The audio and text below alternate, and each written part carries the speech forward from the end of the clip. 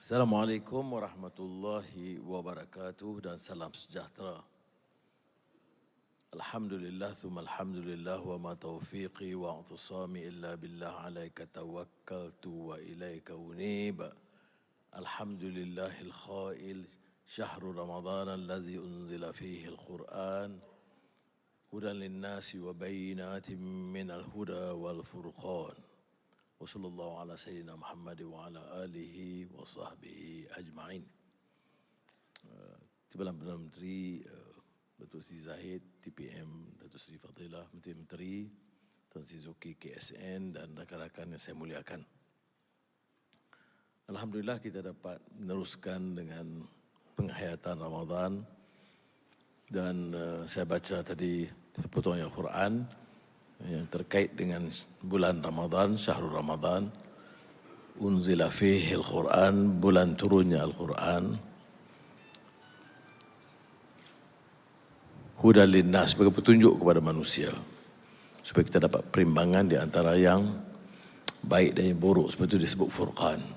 Saya sengaja kaitkan dengan perimpunan ini dengan Ramadan dan Quran kerana kita harus dalam kesibukan kita tiap hari atau malam mendekatinya dengan membaca, menelaah dan menghadam. Ada dalam tradisi kita yang menjurus kepada khatam, itu terserah. Tapi saya masih ingat pesanan salah seorang syekh saya, Syekh Taha Jabir Al-Alwani, kata dia yang juga afdal yang tidak boleh kita tinggalkan ialah maksud turunnya Quran ini supaya menjadi petunjuk kepada manusia, supaya dapat kita menilai di antara yang baik dan yang buruk, yang ma'ruf dan yang mungkar, yang hak dan yang batil. Tapi caranya bagaimana? Tentunya membaca, memahami, menelaah, menghayati. Sebab itu lebih baik kalau diadakan majlis-majlis yang saya usulkan dan maklum kepada Tan Sri KSN, supaya semua jabatan, kementerian, agensi ada majlis singkat waktu Zuhur dari jam 1 sehingga Zuhur, itu dengan tazkirah yang menumpu kepada 1-2 ayat Quran dan menelaah supaya dapat menghadam. Sebab itu generasi awal itu yang di bawah pimpinan Rasulullah SAW itu disebut sebagai jilun Quraniyun farid, generasi Quran yang unik. Unik kerana dia membaca dan memahami, kerana memahami, menghayati dan mengamalkan. Baik, itu demikian tazkirah pagi. Saya juga seperti yang sudah tahu, pagi semalam pulang dari negara China. Alhamdulillah, satu kejayaan luar biasa bagi negara. Tetapi saya tekankan di akhir itu, ya, kerana apa? Kerana pasukan rakan-rakan menteri yang bertugas lumus sebelumnya dengan jabatan-jabatan, pegawai, bukan saja Matrid, Maida, tetapi seluruh jabatan. Dia memberi keyakinan baru bila kita politik itu stabil. Dia memberi keyakinan baru bila ease of doing business itu jelas. Dia menambah keyakinan pelabur bila kita berikan ketetapan jelas bahawa harus ada kaedah baru yang lebih cekap, yang lebih bersih. Kita tak boleh nafikan, masih ada. Saya pun masih dengar kadang-kadang dikata orang minta komisen dari pejabat saya, pejabat menteri, pejabat pegawai. Ini kerana budaya lama itu mau dibersihkan itu mengambil masa. Jadi saya minta kerjasama saudara. Kerana bila image itu baik, dia mudah sekali. Dan cara Presiden Xi Jinping, Presiden negara China, negara besar, dan Perdana Menteri Li Qiang itu melayani kita tu kat luar biasa. Saya tentunya terkesan terharu juga, ya, kerana bukan sekadar layanan ini guard of honor, tetapi dari perbincangan, ya, perbincangan hati ke hati, menghormati pendirian kita. Bukan saja kita meneliti tentang BRI dia, inisiatif, kemudian beberapa inisiatif baru Presiden tentang pembangunan, tentang keselamatan dan tentang peradaban atau tamadun. Dia kata development initiative, security initiative and civilizational initiative. Kemudian dalam pengantar itu dia sebut tentang Madani, dia sebut tentang Asian Renaissance yang saya tulis dulu, dia sebut tentang minat saya mengkaji dan mendalami ajaran Confucius, dan dianggap kita juga suara bagi dunia Islam. Jadi perbincangan itu perbincangan dengan penuh penghormatan, bukan saja dalam bahasa diplomasi biasa. Tapi saya insaf bahawa ini bukan kerana seorang Perdana Menteri, tetapi juga seorang pasukan pimpinan dan penjawat awam. Dan kalau sudah tengok umpamanya bagaimana penjawat awam menyusun acara, mendapatkan kumpulan 50, hampir 50 syarikat gergasi terbesar ini yang puluh-puluh bilion dolar worth, ya, kadang ratusan bilion pun ada, yang boleh hadir. Saya pun lama dalam kerajaan dulu dan juga teliti dalam keadaan yang terbaru, belum pernah berlaku begitu. Belum pernah ada suatu minat dan kesediaan untuk berbincang dan berunding. Ini kerana usaha yang dibuat bukan saja oleh kementerian luar, tapi semua kementerian terkait berbincang dan menemui mereka sebelum ada pertemuan itu. Sebab itu saya nak sampaikan ini kerana saya bersyukur kepada Allah SWT dan kerana semangat ini wujud sebagai satu pasukan. Dan saya nak bagi jaminan saudara lah, ya, kalau kita dapat kekalkan pace kepesatan dari segi tadbir urus atau tata kelola dan imej yang baik ini, saya percaya masa depan negara itu lebih cerah daripada dulu. Saya terasa seolah-olah ada satu lonjakan baru tentang imej Malaysia dan harapan Malaysia, kerana ada beberapa syarikat terkemuka, mungkin dalam beberapa hari saya akan umumkan, yang memutuskan, ya, di depan saya boleh bincang untuk menjadikan Malaysia ini regional hub dia selain daripada negara China. Selalunya di negara lain, negara jiran, tapi ini kali pertama beberapa memilih untuk menjadikan ini sebagai regional hub.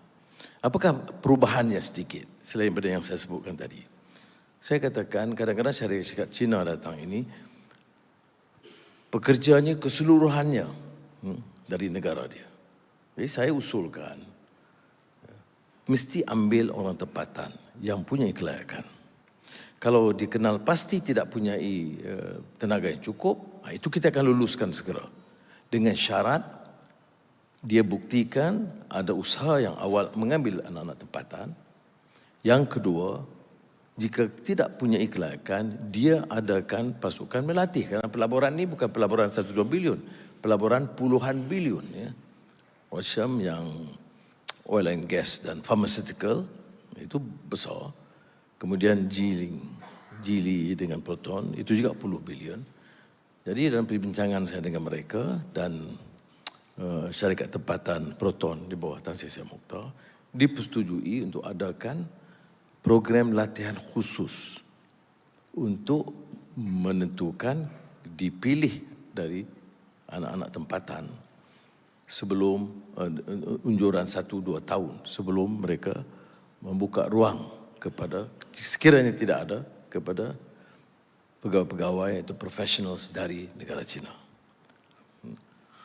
Dan bagi saya, alhamdulillah, bila kita tegas faham ini, mereka sambut baik. Dan ini seperti mana sudah kali pertama kerana pengalaman awal ECRL itu agak, dan juga Twin City yang di Kuantan itu, kadang-kadang jumlah seperti mana dilapor oleh pegawai kepada saya, itu jumlah yang diambil itu kadang menyeluruh dalam semua bidang, termasuk tukang gunting, buat restoran, security, semua dari luar.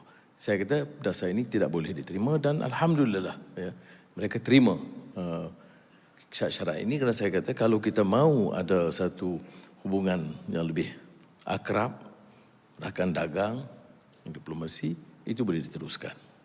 Malah dalam beberapa isu lain yang agak sensitif seperti Laut Cina Selatan dengan Presiden Xi Jinping, saya bangkitkan kerana Petronas ada pelantar terbesar yang pernah disediakan di negara kita dan meneruskan projek cari gali di situ. Dan ini kemudian bercanggah kerana di kawasan itu ada tuntutan yang sama dari negara China. Saya beritahu bahawa sebagai negara kecil yang memerlukan sumber, maka minyak dan gas kita terpaksa teruskan. Tapi kalau syaratnya harus ada rundingan untuk pastikan, maka kita sedia berunding. Jadi ada kesediaan yang begitu rupa dan saya syukurlah kepada Allah SWT kerana dia tidak menjejaskan kepentingan kita di mana-mana. Ada beberapa isu kecil bukan atau besar yang agak terlalu sensitif. Itu saya guna ruang untuk empat mata. Sekarang bincang menyebut bahawa ada keprihatinan masyarakat Malaysia atau umat tentang beberapa perkembangan. Tanggungjawab kita untuk menyampaikan walaupun itu urusan dalam negeri masing-masing. Umpamanya seperti Myanmar. Negara China itu rapat dengan Myanmar. Ya, tapi dasar mereka itu tidak campur tangan. Saya kata kita pun tak maksud nak campur tangan. Urusan sistem dia. Ya, kita pun kenalkan sistem kita. Tetapi ada hampir 200,000 pelarian Rohingya di sini. Jadi sama ada kita suka atau tidak, apa yang berlaku di negara Myanmar yang menafikan hak penduduk Myanmar sendiri termasuk Rohingya itu memberi kesan kepada kita. Jadi saya menyebut kepada Presiden Xi Jinping, kata ini 200,000 kita nak buat apa? Hantar balik dia tak terima. Ini satu negara di mana tak terima rakyat dia dan dianiayai, dimusnahkan rumah mereka dan sebagainya. Jadi sekurang-kurangnya kita lahirkan dan tentunya jawapan pimpinan negara China, mereka akan teruskan perundingan dan perbincangan dengan pihak Myanmar. Jadi ini saya memilih untuk sebut hal ini kerana dia dalam sistem kerajaan ini, dia memerlukan seluruh jentera dan kekuatan. Dan boleh kita sampai ke tahap ini kerana maklumat sampai kepada saya. Penyelidikan, bahagian risikan, semuanya sampai yang membolehkan kita punya kekuatan. Di samping itu, ada seperti mana saya tahu, sebelum Menteri menemui atau Perdana Menteri menemui, dia ada beberapa langkah awal oleh pegawai di pelbagai kementerian itu memulakan perbincangan dan menetapkan tajuk-tajuk penting yang nak dikemukakan. Umpamanya kita sekarang selain mendapat laporan, ekspor kita lebih mudah. Bukan saja durian. Saya pun baru tahu bahawa nangka dia minat betul nangka. KSN tak bagi tahu saya tu. Orang Cina dia minat betul nangka. Jadi dia jackfruit tu sebagai satu tajuk khas untuk dia izinkan import tambahan daripada Malaysia. Saya pula tak berapa minat nangka ni sebab perut tak apa sesuai. Tak tahu fadilah macam mana. Jadi kita ruang, kemudian juga memberi ruang bukan saja syarikat-syarikat swasta tapi bentuk kerjasama kerajaan. Saya memilih negara China kerana kebetulan negara China sebelum itu Kemboja. Sebenarnya kalau tanya saya ni old school sikit, kalau bulan Ramadan tak suka nak jelajah mana-mana. Tapi tarikh itu ditetapkan. Jadi kita pilih, sebab itu saya pergi ke Kemboja dan Perdana Menteri Hun Sen kata dia nak saya hadir bersama dengan majlis 6,000 umat Islam Kemboja berbuka puasa bersama dia. Dan saya fikir ini satu kemajuan ya.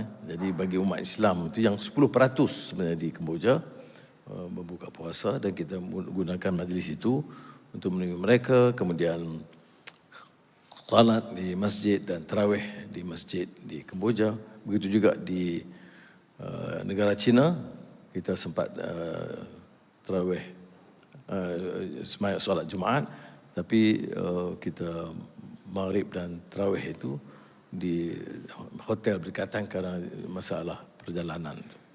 Jadi kita di negara China pun mesej yang sama. Dan dalam ucapan saya di Bau International Forum itu, saya sebut juga hadis Nabi Muhammad SAW. Selain daripada Confucius, ini kebijaksanaan. Ini yang orang kata, aduh ini plural dan multicultural dan liberal. Dia bercakap negara China, ya, sebutlah Confucius sikit. Dia kita rasa tunjuk dia hormat, kita hormat paham dia, ya, yang selaras dengan pahaman kita yang tidak bercanggah. Kemudian baru masukkan qala Rasulullah sallallahu alaihi wasallam. Kalau berucap sana kita qala Allah Taala fil Quranil Azim, dia pun apa dia ni? Jadi kebijaksanaan itu kadang-kadang dicela sebagai plural, liberal itu. Tapi tak apalah, itu bab tu saya jawab masalah lain lah. Tapi pegawai kena faham juga, ya. Kalau tidak tak terjawab ini. Jadi sekali lagi lah saya ucap terima kasih. Saya agak terkesan sedikit, ya, kerana saya lihat dalam persiapan tu, ya, sangat baik, sangat baik. Sebab itu dalam sistem kerajaan kita, saya bentuk kabinet, bentuk banyak kabinet-kabinet komiti dan pengusikan oleh Datuk Seri Zahid dan Datuk Seri Fadilah untuk memastikan peringkat pelaksanaan itu berkesan. Ini sekarang kita tengok, kalau kita teliti pelaksanaan dia, ada beberapa jatuh kuasa di peringkat pegawai yang dipengusikan oleh Tan Sri KSN, termasuk yang penanam padi 3-4 kali, yang sawah, ya, itu kita akan luncurkan. Jadi ini bagi saya penting, kerana perubahan kita atau islah yang kita bincangkan itu tidak mungkin berlaku meningkat tanpa pasukan semangat bersama. Mudah-mudahan Ramadan ini kita dapat meningkatkan. Ramadan ini kan, ya, penutup dia saya nak sebut, Ramadan ini dia macam sekolah. Sekolah Ramadan. Dia panggil Tarbiyatul Ruhiyah atau Madrasah Ramadan Ruhiyah. Madrasah, a spiritual journey dalam Ramadan. Dan kalau kita katakan dia madrasah, dia ada ujian. Kalau tanya berapa tahun dah, berapa kali dah ambil Ramadan? 40, ada yang 20, ada yang 30. Tapi dia masih tak C+ ya. Jadi mudah-mudahan Ramadan ini la'allakum tattaqun, kita dapat tingkatkan darjat kita dengan fokus kepada membaca dan menelaah Al-Quran dan memahaminya. Dan saya harap jabatan-jabatan tanpa kecuali adakan majlis ini berulang kali dengan tazkirah sampaikan. Saya minta JAKIM selaraskan kalau diperlukan penceramah-penceramah supaya ada manfaat dan kefahaman yang meningkat. Wassalamualaikum warahmatullahi wabarakatuh.